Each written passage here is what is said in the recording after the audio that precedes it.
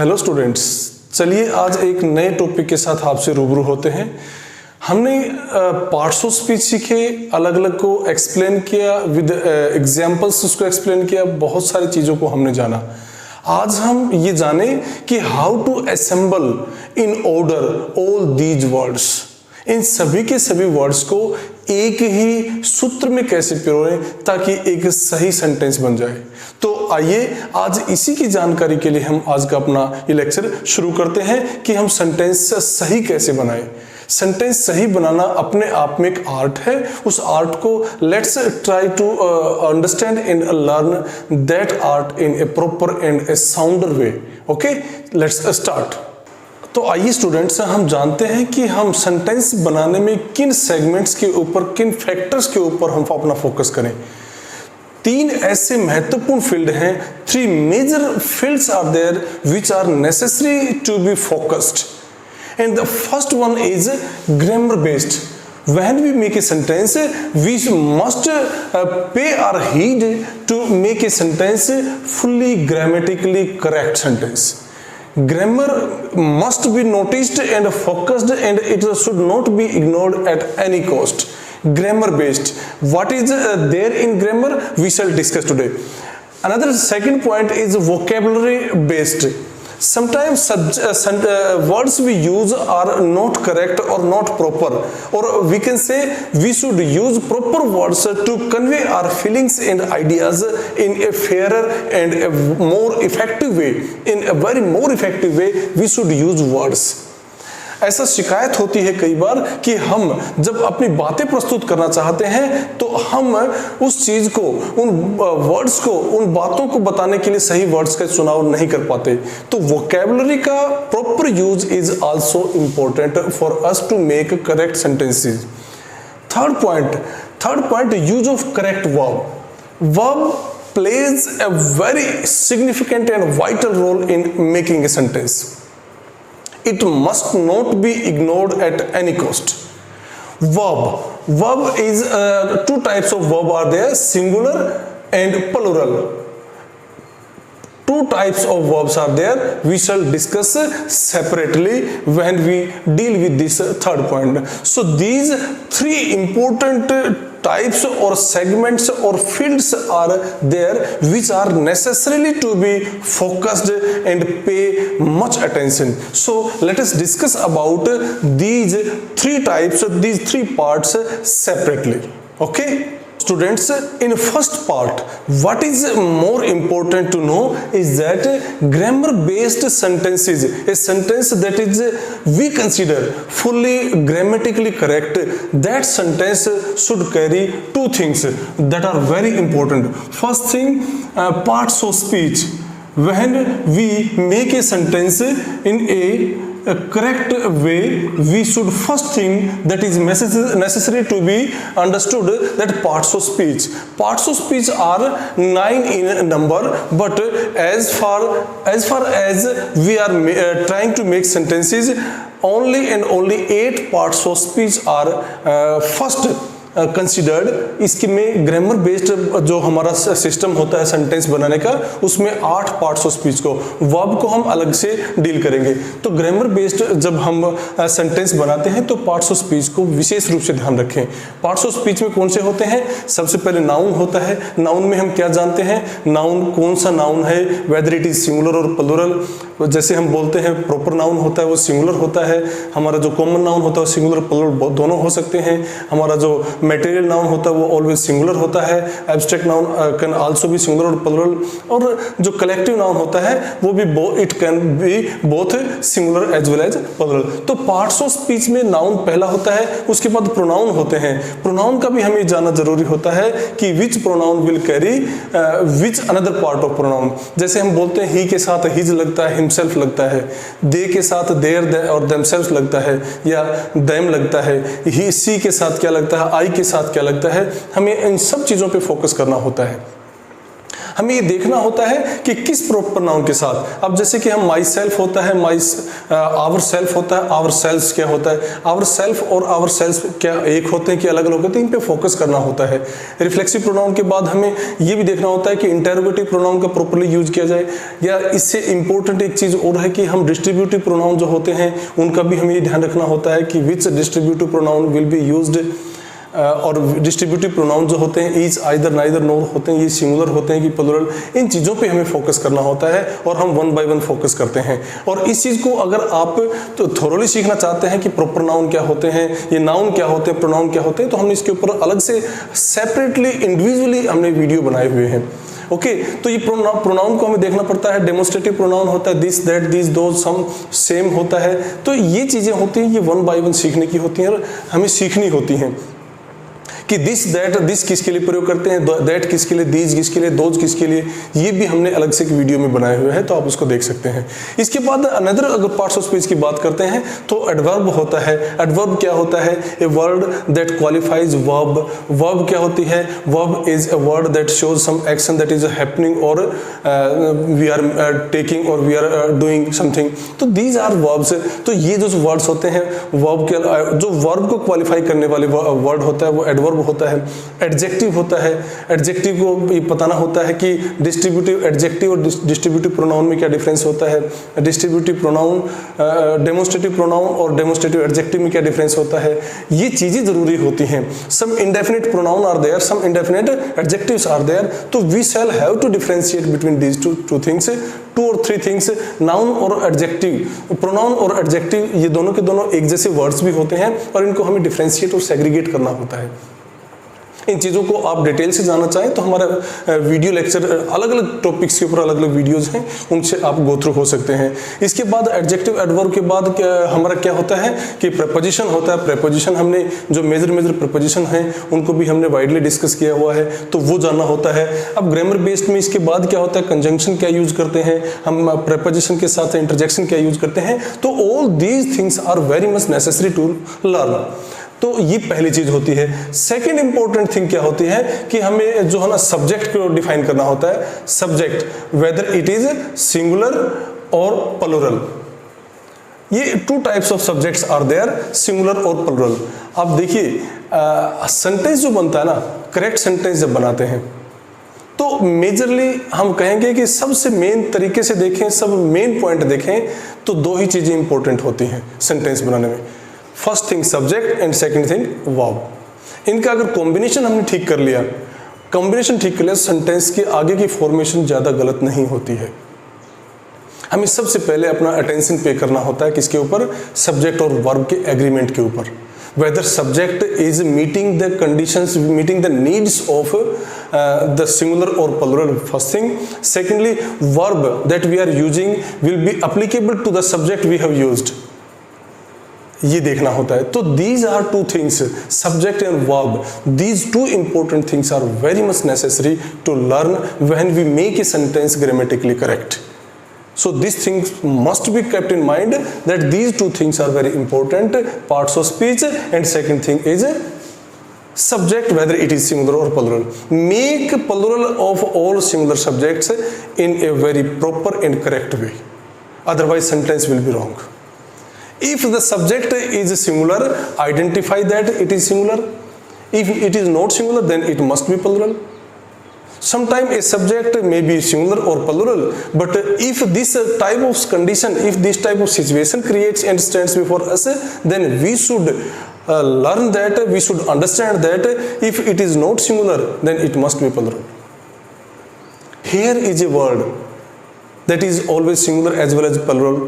In some condition, some exceptional condition, we use hairs, but in a normal and general sense we use hair for singular as well as plural.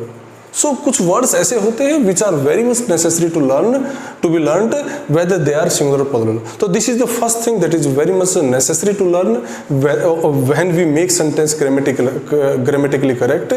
2 things, parts of speech and subject. Okay, next second part जो हमारा है वो vocab पे ऊपर depend करता है। Vocabulary plays a very important role in making good sentences, because when we make sentence, what is important? What is important? The ideas which are going on in our mind must be expressed in the same way, in the same emotion, with the same words. जो हमारे दिमाग में विचार चल रहे हैं उनको उसी इमोशन, उसी भाव के साथ, उन्हीं शब्दों के साथ एक्सप्रेस किया जाना चाहिए. And it is very difficult task. Very difficult task. So for making these sentences in a correct and fair way, or in using these words, we shall have to go through the study of different types of literature. Whether it is story, whether it is a novel, whether it is an article, whether it is a poem. How do we express our ideas?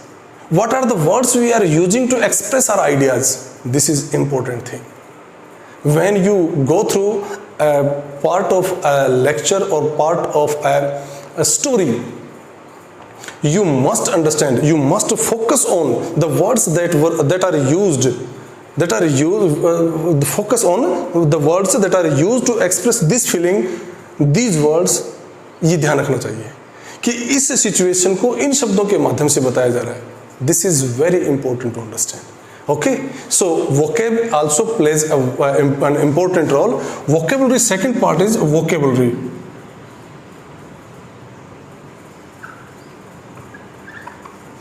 Vocabulary consists two things.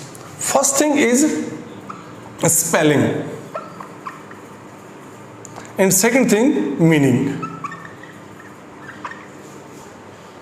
Vocabulary consists of two things. First thing spelling and second thing meaning.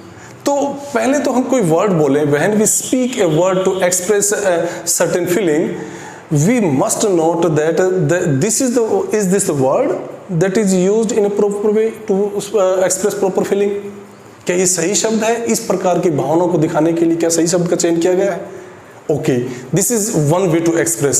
Secondly, when we are writing something, when we are speaking, sometimes the spelling is taboo.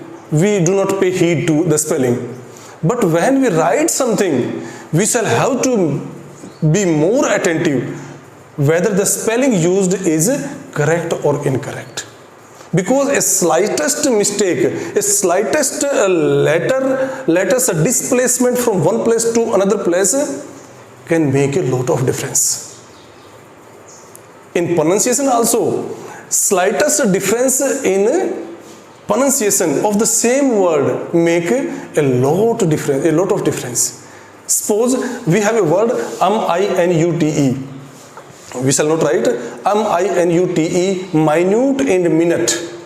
If we spelling is the same. Spelling is the same for both words, but if you are speaking, if you are pronouncing this word minute, then it means suksham, बहुत छोटा, and if you are speaking it minute, then it's a unit of time. So it is very important to see or to learn that pronunciation is also important. While writing, spelling is very important and its meaning is also significant. Because if we are saying something and that is not meaningful here in this particular situation, then there is no use of that word. अगर हम कुछ बोल रहे हैं इस हालात के हिसाब से इसका मीनिंग गलत है, then that is wrong. So this is also important. Meaning and spelling both are equally important to express our ideas, to say something in a proper and fairer and perfect way. Okay, so these 2 points are very necessary. So next, verb is also important to learn. Okay, क्या होती है? देखो, verb बहुत जरूरी होती है. When we make sentence, the use of verb is very important. We can ignore everything in the sentence. Every part of speech we can ignore, or we can say every part of speech is ignorable at some limit. But verb cannot be ignored. We cannot ignore verb. Clarify, first thing, clarify the meaning. जो verb हम use कर रहे हैं, जो बात हम कहना चाहते हैं, उस बात कहने के लिए जो verb यूज करना चाहते हैं, वो उस मीनिंग को क्लियर करने वाली होनी चाहिए. जैसे हम कहेंगे कि I saw a movie, this is wrong. In Hindi देखना एक शब्द है जो हर स्थिति के लिए, हर हालात के लिए, हर चीज के लिए लागू होता है। बट इन इंग्लिश देखने की different words are used here. See, look, watch, notice, so many words are there. So the word that we are using to explain a situation should be clarifying the meaning. जो word हम use करने वाले हैं वो word situation को clarify करने वाला होना चाहिए, हम उसका गलत प्रयोग ना करें। अगर हम जो है गॉड इज वन की बात करते हैं, अब यहाँ पे गॉडेस इज वन कहेंगे तो गलत होगा कहीं ना कहीं, गॉड्स इज वन कहेंगे तो गलत होगा। बहुत सारी ऐसी बातें होती हैं जिनका मीनिंग क्लेरिफाई करना जरूरी होता है। वो वर्ब जो होती है वो मीनिंग को क्लियर करने वाली होनी चाहिए। सेकंड, प्रॉपर फॉर्म का यूज होना चाहिए। प्रॉपर फॉर्म का यूज करें। ऐसा नहीं है कि प्रेजेंट, जैसे कि हम प्रेजेंट टेंस होता है, प्रेजेंट टेंस में क्या करते हैं हम, प्रेजेंट टेंस में all first form and third form are used. First form and third form are used. In past tense second form and third form are used. In future tense first form and third form is used, are used. तो these are the segments. बिल्कुल आसान है tense सीखना। अगर आप यूँ समझते हैं कि मुश्किल है, मुश्किल कतई नहीं है। आप ये देखें कि प्रेजेंट टेंस जो होता है उसमें फर्स्ट फॉर्म का प्रयोग होता है, प्रेजेंट इंडेफिनिट और कंटिन्यूअस में, और पास्ट परफेक्ट। परफेक्ट तीनों ही टेंस ऐसे होते हैं जिनके अंदर थर्ड फॉर्म का यूज होता है, बाकी फर्स्ट फॉर्म। देखिए दो चीज़ें सीख ले भाई, 12 टेंसेज होते हैं, 12 टेंसेज में 12 के बारे में ये मान के चलो फर्स्ट फॉर्म का यूज होता है, छोड़ के तीनों परफेक्ट टेंस को, प्रेजेंट परफेक्ट, पास्ट परफेक्ट और फ्यूचर परफेक्ट को, सब में फर्स्ट फॉर्म का यूज होता है। और एक थोड़ा सा और ध्यान रख ले कि पास्ट इंडेफिनिट के सिंपल सेंटेंस में सेकंड फॉर्म का प्रयोग होता है, बाकी सब में फर्स्ट फॉर्म का प्रयोग होता है। These are some important thing which are necessary to learn और अंडरस्टैंड। अगर हम एक सिस्टमेटिक तरीके से चीज़ों को सीखेंगे तो मैं गारंटी करता हूँ इस चीज़ की कि tenses will be easy to learn. So proper form का यूज़ करें, हम प्रॉपर फॉर्म का यूज़ करें। ऐसा नहीं हो कि हम आई एम रीड का प्रयोग करके आगे I am read the book, गलत होगा, या he did not wrote the letter, तो ये गलत होगा। हमें हेल्पिंग वर्ब के साथ कोऑर्डिनेट करना होता है वर्ब को, सब्जेक्ट के साथ कोऑर्डिनेट करना होता है वर्ब को, इन दोनों का proper coordination is required. Okay, so proper forms should be understood और कंसिडर्ड और यूज्ड और applied. Third, proper number according to number of subject.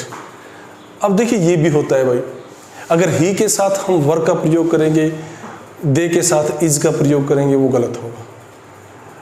Verb must be used according to the number of subject. Subject एक वचन है कि बहुवचन है, subject whether it is singular और plural, verb should be accorded with that, word should be applied according to that. ये बिल्कुल उसका ध्यान रखना चाहिए। तो तीन चीजें वर्ब के बारे में जाननी जरूरी हैं। First, clarify, verb must B clarifying the meaning. एक वर्ब वो होती है, यूज का जो वर्ब का यूज होता है वो मीनिंग को क्लैरिफाई करने वाली होनी चाहिए और उसका प्रॉपर यूज होना चाहिए और प्रॉपर नंबर ऑफ सब्जेक्ट के साथ proper form of verb use होनी चाहिए। 3 things are very much important. इस सब्जेक्ट और वर्ब के एग्रीमेंट के ऊपर हमने एक अलग से लेक्चर तैयार किया हुआ है। कई बार बहुत कंफ्यूजिंग होता है। Each student is ready to go, each student के साथ स्टूडेंट्स आएगा कि स्टूडेंट आएगा, इज आएगा कि आर आएगा, ये सब चीज़ें जाननी जरूरी होती हैं। इन सब चीज़ों के ऊपर हमने अलग अलग वीडियो तैयार किए हुए हैं, तो ये चीज़ें सभी जाननी जरूरी हैं। अब जो fourth most important thing that is necessary, वो फॉर्मूला है 2-3-1। अब ये कहेंगे कि 2-3-1 क्या है, तो 2-3-1 का फॉर्मूला क्या होता है, second person you, third person he और ही और सी और they, and first person I और वी। सपोज तीनों पर्सन के बारे में बात कर रहे हैं, मैं भी हूं, वह भी है, तुम भी हो, या मैं भी हूं, तुम भी हो और वह भी है। तो हम कैसे बताएंगे सब्जेक्ट कौन सा पहले लगाएं हम, तो वहां पे 2-3-1 का फॉर्मूला देखें, you, he and I R good friends. तो 2-3-1 का फॉर्मूला भी याद रखें, ये भी बहुत जरूरी है, कई बार कंपटीशन एग्जाम में पूछा जाता है, तो आप इसका भी विशेष रूप से ध्यान रखें। Hope you understood this lecture very well. फिर भी कोई क्वेरी रहती है तो हम हैं, निश्चिंत रहिएगा, आपकी हर क्वेरी का सोल्व करने के लिए, को सॉर्ट आउट करने के लिए we are here to help you. Okay, thank you very much.